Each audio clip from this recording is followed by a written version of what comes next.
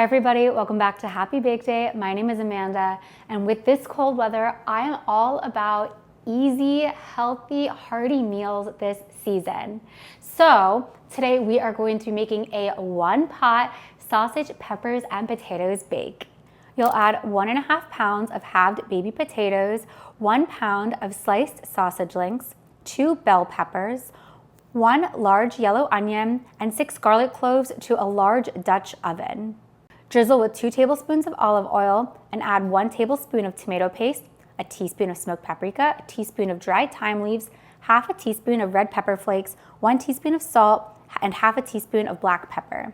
Use your hands to mix everything together really well. You'll pour half a cup of unsalted chicken stock, 1 tablespoon of balsamic vinegar, and 1 tablespoon of maple syrup into the pot. Then cover with an oven-safe lid. You'll bake this meal in an oven that's been preheated to 425 degrees for 35 minutes covered, and you'll want to stir about halfway through.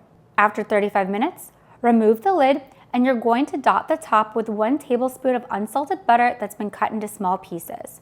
Then you'll bake this again uncovered for 20 to 25 minutes or until the potatoes are beautifully golden and the liquid has mostly reduced to a beautiful shiny coating. Remove from the oven, allow to cool for a minute or two, plate and sprinkle with a little parsley for a beautiful garnish. And with that, our sausage, peppers, and potato bake is done. It is so cozy, it's really filling, and with the sausage, the potatoes, it's got really great protein, and this is a great easy one pot, one big dish to clean. That's it, just one dish to clean.